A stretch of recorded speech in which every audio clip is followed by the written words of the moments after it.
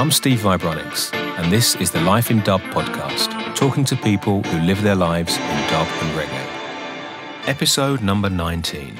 Welcome to the 19th Life in Dub podcast. I hope you're all okay out there. Thanks for taking the time to listen to the show. Don't forget to tell your friends about the podcast.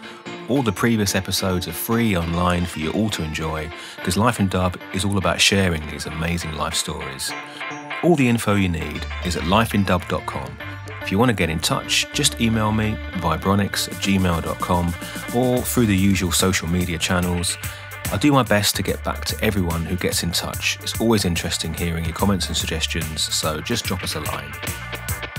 This week, I want to talk a bit about King Tubby's. You see, I recently finished the biography published by the Natty Dread magazine team over there in France. I do think it's a good book, it's an interesting read, and deals well with the difficulties of getting real information about a man long since passed away, who's always been shrouded in mystery anyway. But to read about him again, not that we need reminding of what an impact he's had on all of us reggae and dub fans, it just made me think what an influence he's had on my life, and what an amazing story it is that he and a handful of other key people changed the musical world forever. Even today in the studio, every day, I'm using the classic high-pass filter, spring reverb and delay combination that he cooked up back in Jamaica so many years ago. It's a tragedy his life ended so soon, and after reading the book, I can't help wondering what he'd make of the sheer number of studio engineers like me that still worship at his temple and keep his techniques alive well into the 21st century. It's a legacy like no other, so respect to Osborne Ruddock, the true king. This week, my guest is Paul from Nucleus Roots in Manchester. Nucleus are one of the great collectives and production houses that started out in the 1990s. Paul talks about his love of live music and how punk has been a big influence on him, as well as the whole story of my personal favourite Nucleus Roots release, the infamous Brown album, that's packed full of so many great tunes. So enough of me, let's get on with the interview. So, Paul, Nucleus Roots, welcome to the Life in Dub podcast. Oh, thank you, Steve. It's a pleasure, and thanks for inviting me on the show. All the way up there in Manchester? Yeah, all the way up in, well, over the side to you, really, isn't it? Yeah, up in Manchester. All the good stuff happens north of London. Yeah. But listen, what I'm doing with the podcast is the first thing I'm doing with all the guests is asking them all the same question, which is it's sort of just about a special track, something that really influenced you or changed things for you, or an example of kind of something that really kind of switched things up for you. So I was wondering if you kind of want to talk about a track like that. Well, I mean, for me, the first music I listened to, the first thing that turned me on to music that really was Never Mind the Bollocks by the Sex Pistols, unfortunately. Nice. It was brilliant. When I heard that when I was a kid, that was it. I was awake. It takes something, I've discussed with you before, it's music is just in the background, and life is full of music, but then a particular sort of music comes along that just wakes you up, and then all of a sudden you're into music, you know what I mean? It's like, for me, it was Never Mind the Bollocks. I heard it, when I was about 8 or 9 years old, actually. So it goes back a long way into the 70s and that. I think my dad got... Well, it was all happening then as well, wasn't it? It was a proper revolution then. It was like it really kicked things up and changed things, the whole punk movement. Yeah, well, for me, it was like I say, it was an awakening. Wow, this is music, wow, this is brilliant. This is like, for me, it was just, wow, it was amazing sounding. It still is an amazing sounding album now, and I still put it on now. If I need, kickstart my day, put Never Mind the Bollocks on. Punk was a big influence on me as well, for sure. So you were brought up in Manchester then? Yeah, I mean, I was brought up all over Manchester, really. I grew up in childcare, so... Well, that must have been quite a ride then. Yeah, I mean, it wasn't brilliant at first, but then I landed into a children's home in Widdington, which is a little village in Manchester, like people know it, and it was a place called Lockhart House. Stayed there for about five years, and I say they got released, but... went back to my parents and that. So yeah, I just, then I moved over to Fallowfield, which is another part of Manchester, and that's where the journey started. Got myself a guitar eventually. Obviously, people know you as like a musician primarily. So was the guitar like the first thing for you then? Yeah, I played drums at first. I used to have a drum kit, but it's just a bit unsociable when you're living on a council estate, and the neighbours like, what the... I remember my dad coming in like, what the you know, fucking hell's going on here? I can hear you down Lloyd Street, which is a big street, you know, I can hear you down the shops, you know what I mean? So I had to have a change of plan there, so I thought, oh, take up the guitar. It took a while to get one because, you know, we're a poor family, you know what I mean, struggling and that, and this is like, we're talking like 1982 here, so there wasn't a lot of money around, so it was like, it took a while for me to actually acquire a guitar for myself to get learning, you know, so yeah, just, you know, guitar was a bit more of a sociable instrument you could turn up and turn down. But it was like mainly punk bands that we were getting into, you know, obviously because of the punk influence, you know. So. Because obviously Manchester's like one of those big music cities, and I had this discussion with Strider talking about Bristol, because where I come from, this tiny town where nothing ever happened, and I'd look to places like Bristol and Manchester and be like, wow, it's going on there. So what was going on in Manchester when you were young, I mean, in the early 80s? Because there was a vibrant music scene, I guess. Well, I mean, I was still at school, I used to go to places like the Ritz, because I used to have like Monday night punk night and stuff, you know, alternative night, so we used to go down there on a Monday, and it was like 50p in, 50p for a beer, so that was you know, all day long for that, you know, so then it was like Rockwell. There's loads of clubs in Manchester in the day, actually, and it's a shame now because it's a little bit of a homogenised scene, you know, it's more not to do with the punters so much now, you know, and all the clubs have gone anyway, you know, unfortunately. And, you know, unfortunately, because of what's been going on lately, more clubs are going, so, you know. Yeah, for real. And was there a sense of it being like a music place, though? Because, you know, it's got such a history of music. Well, I guess it has. I mean, me for young, I wouldn't, when I was, you know, obviously a teenager, I probably wouldn't have been aware, but it was like, you know, I was hanging around with a lot of older people. Obviously, my brother's a little bit older than me, so they used to go to places like, you know, what was the place called? The Electric Circus and places like that, where all these bands used to play. Like a lot of the punk bands used to come down, like Discharge or GBH or, you know, Crass or, you know. So there was a vibrant punk scene then. But obviously, I mean, I was a bit young then, so it was, by the time I came of age, it was like starting to late 80s, you know, mid to late 80s. I suppose the rave scene was coming in then. That's when I met up with Jono and we got Community Charge together. So we were kind of we weren't part of that hacienda scene, you know, that rave scene so much. We were doing like punky reggae music and touring around Germany, you know. And what about reggae? When did like reggae music kind of enter your life? How did that happen? I mean, I've got to thank my dad for that, really, because I mean, my dad had a really massive record collection. It was just, you know, I give thanks to him for like getting me into audio, really, and having, you know, the importance of having a good hi-fi to listen to your music on, you know. Because, you know, even in them days, he'd have, like, you know, Marantz or whatever, you know, like proper nice systems, you know.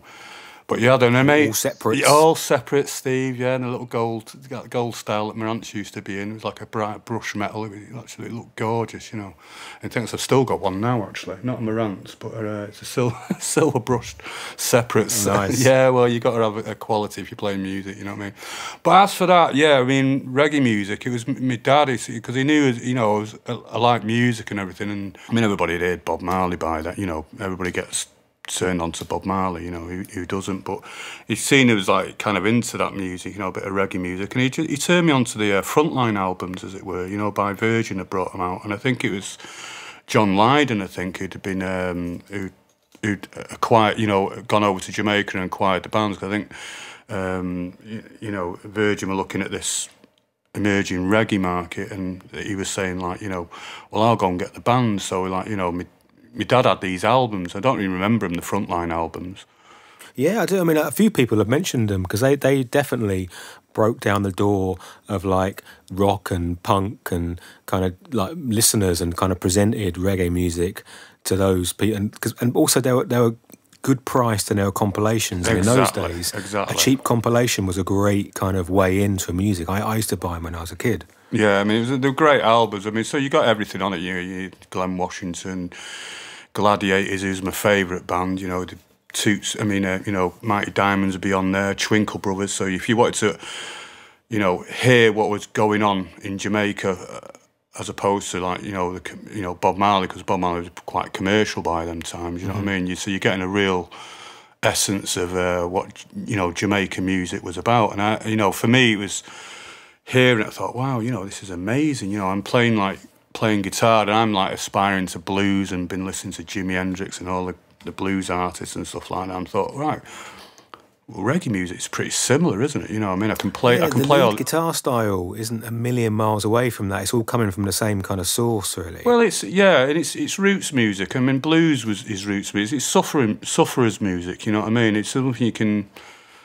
you know, immerse yourself in and that. And it's like, you know, and I started hearing a lot of the guitar solos. I thought, wow, I can transfer this over to this medium, and it's like, you know, wow, it works exactly the same, all the chords. I mean, reggae music is like, you know, in its simplest form could just have 2 chords, you know. It's like blues music, you know, like 12-bar blues. And they call it a 1-5 progression, or you can have a 1-4-5 progression or whatever, you know. So it works out for me. So that's when I started, like, you know, jamming along with reggae music and using the same style of guitar playing, the riffs, and it kind of works out, so... And were you aware of any like reggae music going on in Manchester at the time? Yeah, I mean, like, you know, reggae music and Moss Side, because we grew up in, you know, eventually, you know, Fallowfield is next door to Moss Side, so, you know, reggae music was kind of the soundtrack of our lives, really. You know, it was always there in the background, because, you know, we live in a big Jamaican community, you know what I mean, which is, you know, I'm grateful for, actually, because, you know, it's all there, you know. I mean, we used to got the bluesers as well after the clubs and that, so, you know, there's a few... I mean, now it's like, you don't really hear of bluesers anymore, and shebeens and that, you know, so we used to go to the... you know, like when Hume was open, he used to be on Metlock Court, you know, you just rap on the door and that. And so what were they like for people who may be listening who don't, you know, people who remember them, but also people who've never had a chance to go to one? I mean, what was a Moss Side blues dance like? Very dark, you know. It's just like there'd be no light in there, there'd just be a room, you could have a bar, and they'd be playing... you know, crucial sounds. But I mean, you know, the West Indian community really got on with the punks and that, so they used to let us in and say, oh yeah, these guys are all right, and we'd come and have a listen, smoke a draw and that, and listen to some tunes and that. Whether I knew what I was listening to was another story, but it was just like, you know, that for us, you know, was like a sound system, I suppose, in a way, but they were like, you know, blues parties, really, you know. So I'm sure a lot of the older generation will know them, you know. But you don't kind of hear about them anymore, so house parties and stuff like that. Well, you probably still have them, but, you know, we used to know where to go after clubs and all that, you know, for after hours and that. Let's go and get a weed, let's go down to Irene's or whatever. It was one called Irene's, actually, next to the Robin Hood pub on Lloyd Street, if I remember correctly. And, you know, and then you roll out in the daylight and then go home. I mean, it's a great way to like tune into reggae, to hear it at a source like that. Yeah. I mean, like I said, I probably didn't know what I was listening to. You know what I mean? It was, you know, I suppose a start of dancehall as well in the 80s and that. So it was just the Jamaican vibe. You know, it's really, really nice. So you got to meet a lot of people as well, and then, you know, people are still know now. You know, a lot of the older generation, Jamaican community that still, you know, see me today and say, oh, how you doing, Lush, and all that, you know. And in terms of your own sort of musical progress, you said you met Jono, the legendary dub dadder, and then you formed this band. You formed Community Charge. So what was that band? What was going on with that? Because they did quite well, didn't you? Yeah, we did all right. There's still a lot of people inquiring about them today for some strange reason. I don't know, but yeah, I mean, I met Jono. The legendary Jono. It's good the way you said it. The one and only. The one and only. Dub dadder. Yeah. We had a band. I had a bass player I was jamming with called Sloan. He was a Scottish fella, pretty tasty bass player. But, you know, he liked his bit of reggae. But he was like into the, you know, Rage Against the Machine kind of style as well. Like, you know, so you know, and I was chopping away. I had my mate Tommy Turney on guitar, and we met Quasi. Actually, it was a rehearsal night, and he came down with a guy called Quasi Ashanti.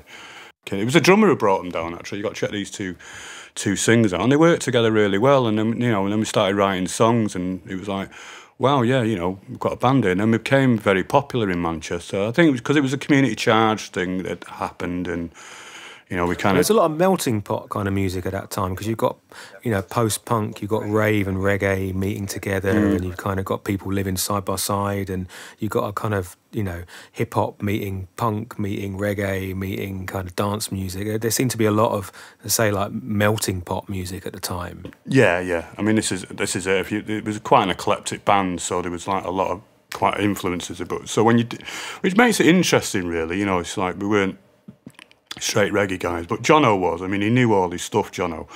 You know, he's like to be fair, you know, he was teaching us about, oh, let's do it this way, you know, these are the styles, and he'd play some records or something, or play some tunes, you know, let's try and sort of like, not so much copy it, but, you know, he give us some, you know, directions in, like, you know, because he, to be fair, he had a good little record collection there, which I didn't have, and that, so, you know, he was turning me on to some great tunes and that, for me to study, and sort of like, you know, study how the guitars were done, and, you know, learning your plucks and your chops and stuff like that, you know. And you say it's popular. I mean, what kind of stuff were you doing? You're doing a lot of live shows and... Oh, I mean, I dug out some stuff the other day, Steve. I mean, talking about gigging, whether we were getting paid or not was another story, but we were doing a lot of work. I mean, at the time, we were gigging with people like, you know, Back to the Planets and stuff like that, you know. So, you know, we're doing some quite heavy touring and stuff, you know. But, yeah, we were very popular, like I say, you know. We kind of hit the scene at the right time for them people that weren't really doing rave, because we weren't doing rave. We were smokers, you know what I mean, really. If I can say that on it's a kind of show. like extension of like sort of classic British festival music, you know, like Hawkwind and stuff like that, kind of moved on and, you know, mixed with punk and whatever. And what was it like touring in those days? Because, you know, when you're young and reckless, I don't know. It's like... better than it touring now when I look back at it. I mean, I wouldn't do it now because we were kids, weren't we? So it was like jumping the van. I mean, I remember one night we just fell out the Eagle pub in Hume, and the drummer took the stool he was sat on. We were drinking on, you know what I mean? We got in the van and we buggered off to Germany. That was it. Got on the ferry, hid our stash, because we always used to do a little time capsule, so when we got back, we could pick it up on the way home. So, that's yeah. it. But yeah, but we, you know, lifesaver. Yeah, but go to London. We were in London every weekend. That was a journey and a half. It was a bit different then, because I wouldn't do that journey now. You know, I'd have to go on train. And also vans in those days. A lot of van journeys. You probably know yourself, man. You know, in the early, you get in the van. I mean, it was no seats neither. It was just get in the van with the gear, get yourself a cushion, get yourself a packed lunch, and we're off. But, you know, when we got to London, we smashed it. We were the only band working, I think at the time, really working in London prolifically. I mean, we were at the George Roby we were there, like, kind of, I don't know, like in-house band every month, because we'd be playing with the Nutty Boys one weekend, then we'd go down and we'd play with Bad Manners, and then we'd do the stint with Desmond Decker, and then it'd go around again, and we were doing them supports all the time. You know, we used to play the Rocket a lot, and, you know, Garage and that. I mean, played some mad places as well, you know, skinhead clubs and stuff like that, where we have to lock the doors, and we're like, oh shit, you know what I mean? We're in the wrong area. But you learn a lot from just doing lots of gigs. There's a lot to be learned from just doing show after show and just kind of understanding what it's like to perform music and put on a good show for people. Yeah.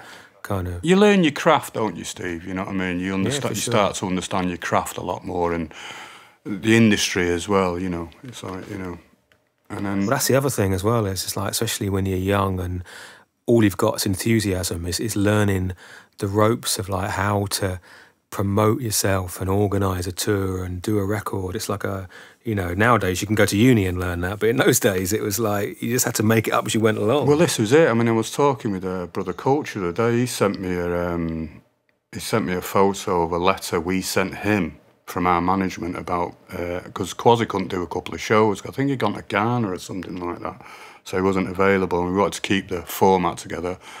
And then we'd met, I can't remember exactly where, you'd have to ask BC about that, but I can't remember how we met, but I think we phoned him up and said, oh, are you available for some shows and stuff and that, and I think my manager had sent him a letter, because he'd sent me this photograph showing me, like, oh, dear Brother Culture, you know, one of them sort of things.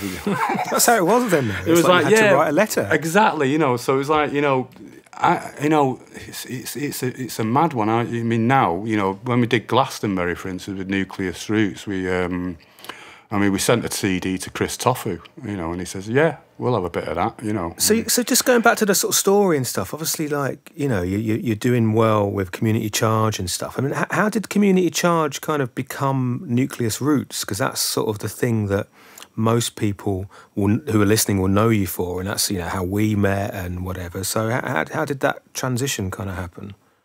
I mean, how it started, I don't know, Steve, it was just one of them. It just went from one into another, you know.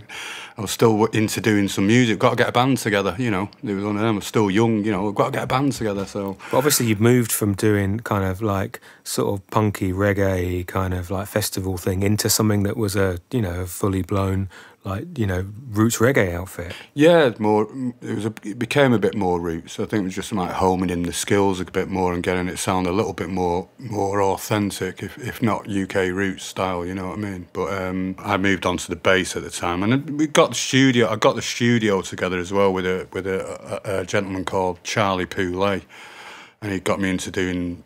You know, he was the keyboard player, was he? No, Charlie he was just a French lad that I knew. He was a sound engineer, and he was living downstairs from me. I got in a flat in the place where I was living. We thought, let's build a studio. I thought, oh great, you know, right. So we got a loan, and I think we lent about £1,000 off somebody, and we just started buying it. We bought some gear. We bought the first desk, was our SEC MK2.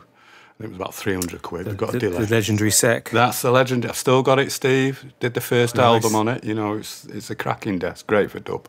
So all them people out there see it, and if you ever see a SEC, get one. You know what I mean? Because they're great for dub. So obviously, at some point, you started to develop a bit of a taste for studio and sound and like production and stuff. Because not everyone's interested in that kind of stuff. I mean, I was a budding sound engineer at the time, so I was working at the Band on the Wall, and I was, you know, engineering bands like Misty and Roots and stuff at the Band on the Wall, you know. So it was a kind of a natural progression, really, to put a studio together, be it basic, you know what I mean. We bought a 388 machine, which was the flatbed, 1/4 inch, which I've still got. I'm looking at the tapes now that we did all the albums on. Completely different process to the kind of stuff people are used to now. But it was a nice process. You got into it. It was like, you know, now you just, you know, put up a screen, whether it be able to know these other things. I've just got into, because I spoke to you the other day when I phoned you up about going, what's going on here with all this stuff, you know what I mean? So I'm still learning now, obviously, Steve, you know what I mean? Because we keep giving you a call, and I gave Ben Alpha a message the other day about, you know, showing me age a bit. How's this bloody work, you know what I mean? What is this? You know, sort of thing. A previous guest on the podcast. Well, hello, Ben. So you started to build this studio up and kind of like, and you'd switched into Nucleus Roots, and then I guess started to produce all that music that we know of as Nucleus Roots. Yeah, I mean, again, you know, I bumped into Jono again, like you do, and then we got back working together again. But we kind of, I was running it as a live band for a while, but you know, then it was, you know, with like a live drummer. Yeah, it was a Richie Sleeve. Unfortunately, he's passed away now, so God bless him. You know what I mean? He was the drummer from Community Charge. And he was an amazing drummer, even though we didn't think he was a drummer, but because he was actually a percussion player, amazing Latin percussion player, you know. But he was great on the drums as well. So, you know, having all that. But after a while, it's like getting gigs with a big 10-piece band is like, you know. And we'd seen Iration Steppers at the time, you know, when he was with Ruticle and that, doing the live stuff with the live digital stuff that Mark used to do. Kind of got that idea. I thought, we'll do this, won't we? You know, I'll go on bass, Jono on the mix, Peter on keyboards, you know. And we started just writing songs, and we'd got involved as well with 12 Tribes of Israel. Jono was, I think, a member at the time. Yeah, because they've got a place in Manchester, is that right? Yeah, on Clermont Road. So most of the artists kind of came out of there, really. And they were just using, you know, we offered, Nucleus Roots wasn't a production at the time. We were just kind of a studio available, and we were doing cheap rates, and a lot of the Jamaican artists and a lot of the 12 Tribes artists and that really liked the sound we were doing. We kind of, you know, they're saying, you're the only guys that do it, you make it sound like Jamaican music, you know what I mean? You really honed it down, you know, sort of thing, you know, especially Peter. Peter's a really great keyboard player, and he was working with a lot of the Jamaican musicians in Manchester, T Dynamics. And I used to see Peter on the road all the time when I was in Community Charge. We were like the two babies out of Simpsons, you know, when they look at each other, who are you? Sort of thing. But, you know, so when we teamed up with Peter and got his keyboard flowing and that shuffle started going, and his synthesizer, you know, his knowledge of synthesis is absolutely amazing. He can make any sound you want, you know. No, because those productions, the early ones that I heard, that they sounded really modern and fresh and digital, but they definitely had this like live music thing going on as well. Right, yeah, well, I mean, I think that's why we coined it digital vibrations from old school inspirations. You know, we kind of wanted it to... And I was really into programming drums, and I still am actually. I always think, you know, drum machines, they can go both ways. You can make them sound like drummers as well, or you can have it digital. But I've always been into sort of like, I used to study a lot of drums, and I used to study reggae drummers, and I'd be like, all right, so that's what you know, getting them, copying them rhythms and actually programming them. So I guess that as well, you know, kind of maybe made them stand out a little bit, because they sounded like they were digital drums, but they were programmed a little bit. You know, I got really deep into the programming, should say. You know, yeah, we have to get that feel, and to get, you know, to make it work properly. You got to put some effort in. You know, it's very subtle. You know what I mean? It isn't full on. It's not like putting every.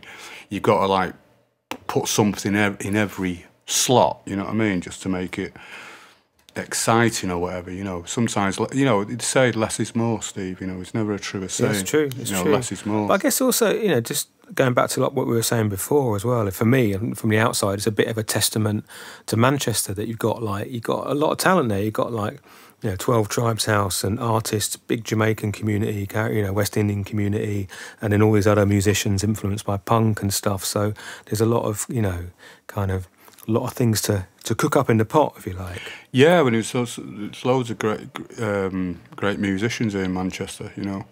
We were fortunate to, you know, break out, because I think we've always, you know, you can sometimes be like, you know, stay in your own town sort of thing, but we were always thinking outside of Manchester. You know, we always did do, even way back to Community Charge. You know, we've got to get there.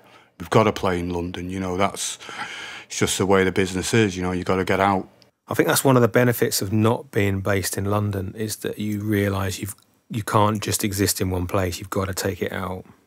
I mean, it must be a different shoe for people living in London. You know what I mean? I've got to get out of here because there's probably so much of it. I don't know.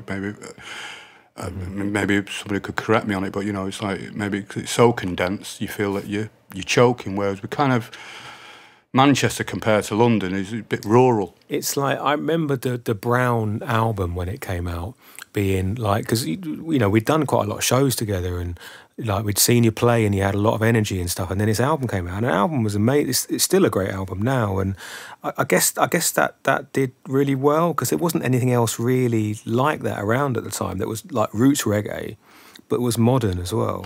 Well, I'm glad. Thanks for saying that, Steve, because I mean, I look back at it now, and you know, I'm not as prolific as I used to be, but at least I've left my mark. You know, it's like we did. You know, I meet people all the time in Europe, and they're like, "Wow, you know, like the OBFs and stuff like that." So, you know, it was that album. I heard that album, you know, because it was sold quite well in the continent, because that's where we got our distribution from Too Good. You know, we went over to France. I mean, I remember the day. You know, we got the phone call from Jerome. You know Jerome, don't you, Lavasser? Yeah, of course, yeah. And he gives a call and he says, "Oh, I've got a gig there for you. I love you." Because I think we sent him a tape or something. No, it was Stickstan who passed him a tape on. He was over there. And he used to know, what's his name, he was doing Sons of Arca at the time. And Jerome was really, you know, he was promoting the Jamaican music. You know, a lot of people don't remember Jerome, don't give him enough credit. Credit's due, you know what I mean? Because he was bringing them artists to France, you know. And we'd sent him this tape, and we got this phone call, and it was like, "Oh, right, you know," and we were there, like, you know, "Right, yeah, we want to bring you to France." And we're like, "Really? Yeah, come out to Paris." Like, "Well, how much money you got?" And he said, "Like 150 quid. I said, "Oh, well, so hang on a minute." And we covered the phone, put the phone down, and we all did the old silent half minute, and we got back, because we knew we were going. So Jerome gave us our first leg up in France. And from there, it's where it started. Like I say, I remember we went there in a Ford Orion. We drove there. We loaded up the car, and it was like, it was scraping off the floor with all the equipment, because we took all the equipment in them days, Steve. And we drive to Paris, and we did this gig. And it wasn't a really good gig. I mean, we thought, you know, we played to about 3 people or something, you know. And it was, but you know, we touched down, and they really enjoyed it. And Jerome really took us under his wing, and you know, did the best for us and that. And then we got the, you know, the distribution deal. And I've got to remember putting to place as well Alex Holland, a big big up to him as well, because he was managers at the time. He got us a publishing deal with our friend there, Westbury, Caroline. Of course, yeah. Of course, lovely Caroline. So she gave us a bit of dough, and we made that album, and that was it. It went on from there, sort of thing. But and it did do well, didn't it? I mean, people, you must have sold a lot of copies and got a lot of good feedback about it, I'm guessing. Yeah, well, it just went like hotcakes. I remember the days. I mean, we were in like Fnac, playing in front of old people, like with their shopping, Steve. Like the album release, because over there everybody buys the stuff from Fnac, don't they? And we remember and then we finished our little gigs, and then magazine would turn up to interview us, and it was all very exciting. You know what I mean? Because also at that time you were like doing a lot of sort of starting to do bigger shows in the UK. I mean, you talked about Glastonbury, and you'd really like tapped into the kind of festival thing, and it's like, there was Nucleus Roots was a real force to be reckoned with at the time, and I remember the energy that you guys put into it as well. It's like you seem really like proper committed. Yeah, when we were on a roll then. I mean, again, I'm going to big up Chris Tofu for this, because we sent him a CD. I think in the early days we bought this bloody CD stamping thing where you could put a sticker on a CD. Remember them? That was like that was high tech then.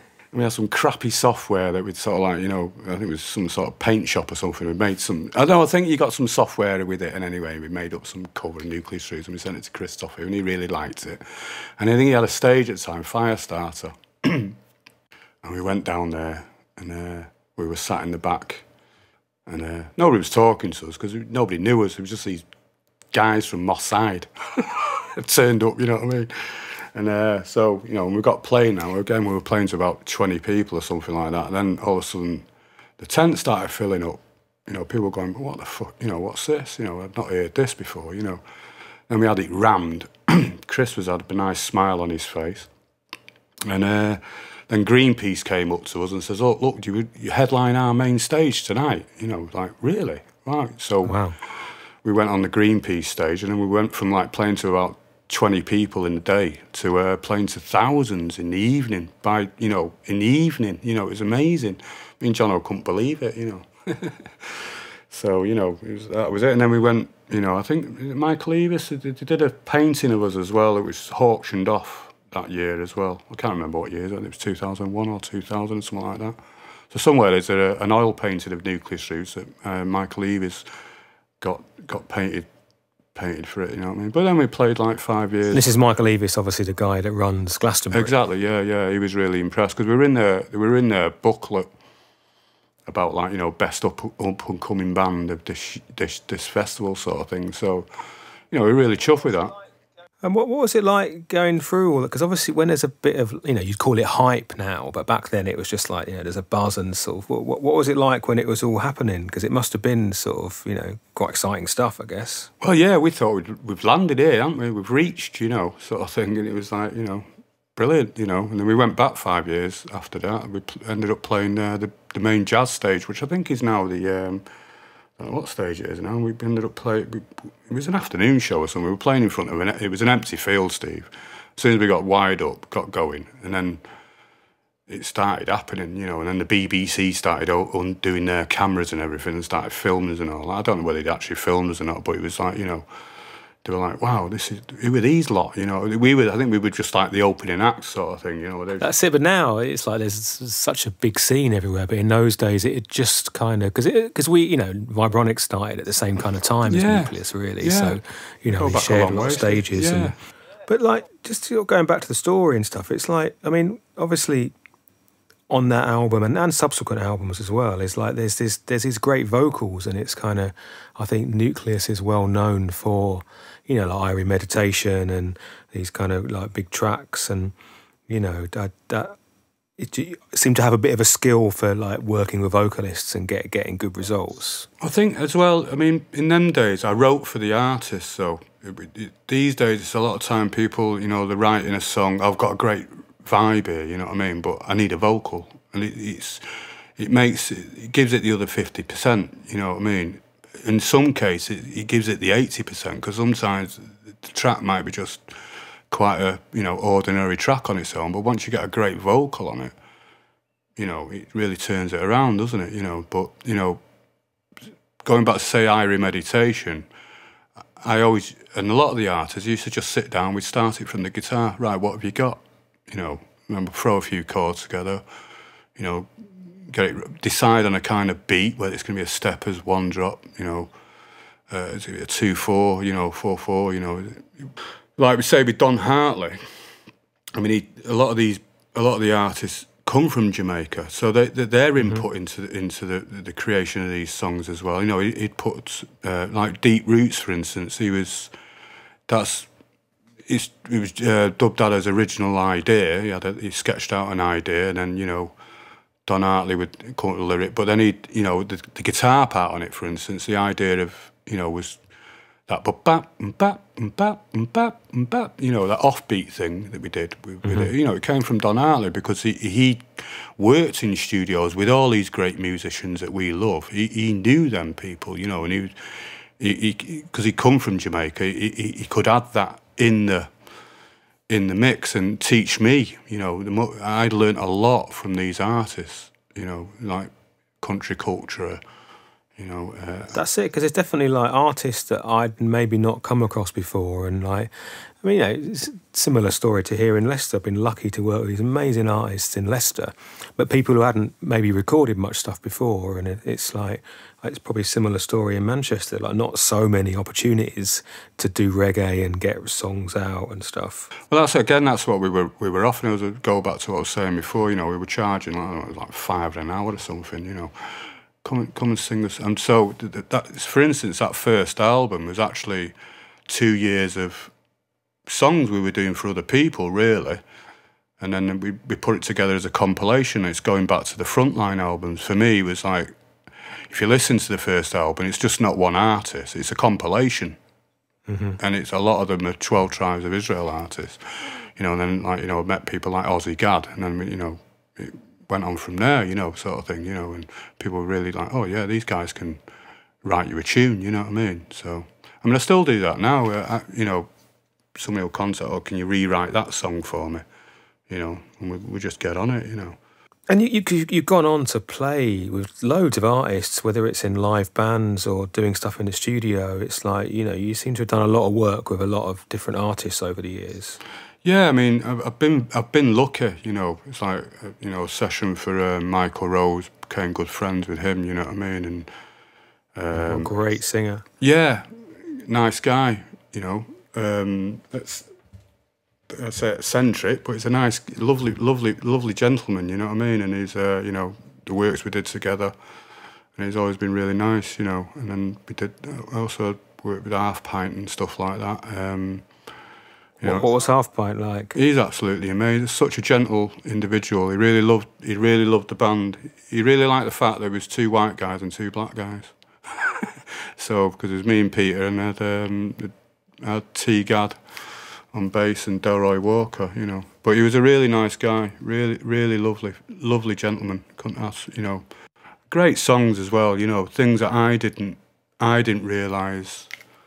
When I was learning the music for it, it was like, oh, it's a bit of an ordinary song. And it's only till you get up on stage in front of, like, you know, 20,000 Jamaican people in, like, Birmingham, you know, that you realise that these songs, how powerful these songs are. I can't remember a lot of them, like, you know, Beyond Greetings, for instance, you know, there's a lot of these gems that he had that you would think, you know, like lovers' songs and stuff like that, you know. And that's the other side to reggae music as well, you know, the lovers' side of it. You know, because I do, you know, sessions for people, and I love that as well. You know, outside the roots. And playing those songs, it's like this. You know, did the stuff with Michael Prophet for years, and it's like to be able to play some like classic rhythms with a foundation artist. It's kind of, you just learn a lot, and you know, it's just really good for you. For me, that's what I do sometimes. I'll sit back and just see what they can offer you to your productions, if you know what I mean. And it's like, oh, right, well, that's a good idea, you know. Always be open to outside ideas, and never be sort of like think, well, this is my production, you know what I mean, this is how I want it, you know what I mean. But as I said before, you know, some of the songs, some of the tracks that we've written, you know, a lot of the ideas came from, like, the singers. Like, I've got to give credit to Don Hartley for that, you know, with things like Iron, not so much Iron Meditation, more like Deep Roots, really. But you know, it's another great track, you know. Yeah, for sure. And then sort of, you know, moving on to sort of more current stuff. I mean, you're still busy producing tracks and working with artists and kind of, you know. Yeah, I kind of got into. Because it's funny, like going back to what you were saying about, like, you know, selling the first album. Don't forget, I mean, vinyl wasn't very popular then. You know, it was like CD was king. You know, so you could get shifting. But now it's all back in those days. It was kind of cool to have a CD because they were sort of, I guess they were like more expensive to make than records. Exactly. And there was a bit more of a process involved, and it was like, wow, a CD. This is like proper. Well, it was like the technology of the time, wasn't it? It's like, but then it was like now it's vinyl, isn't it? So got into cutting some sevens and stuff like that. And yeah, still. I mean, one particular artist I've got to mention as well is Sticky Tan Safari from Jamaica, who's a really lovely fella that brought out that Feel It track. You know, a really lovely guy. You know, and I'm, you know, still I'm not as prolific as I used to be, Steve. I mean, I think it's changed a little bit now. I don't think there's much in the zeitgeist. I think we've influenced, but I don't think whether Nucleus Roots is part of the zeitgeist anymore. You know. It's changed a little bit. Also, tastes kind of change a bit as well, and there's definitely been a move away from more musical kind of sort of approaches into more sort of like more of a move towards like dance music, and like when dubstep came along, it kind of changed things up as well, and introduced a whole new influence and all the rest of it. Yeah. You've got to, I mean, if I'm writing stuff, Steve, I want to write stuff. I mean, I get sent stuff sometimes, and sometimes I have to go back to them and say, look, well, I can't hear the bass because you've used a sine wave and it's lowest register, and I can't hear it on my speakers. You know what I mean? So it's only going to work on sound system. So my approach, because I grew up, as we go back, you know, to the beginning of the interview, and my father was really into, you know, a nice hi-fi. So you sit down, you listen to an album, don't you? You know, you want to be able to take that home as well and just have a listen to it in your living room, and it's a great piece of music to listen to. You know, like listen to classical music or any album, Floyd or whatever. You know what I mean? You get an album and you want to sit down and listen to it. Because for me, it's about stuff that transfers. So you can play it on the sound if it's mixed well, but it should also be able to play on your headphones, in the car, at home. You know, it shouldn't, you know, for me, it's not, I'm not interested in mixing just for one thing. Like, I love sound system and I love mixing for sound system, but I always want it to work, you know. And it's a challenge to if you're mixing for sound system and mixing for home, they're two very different environments.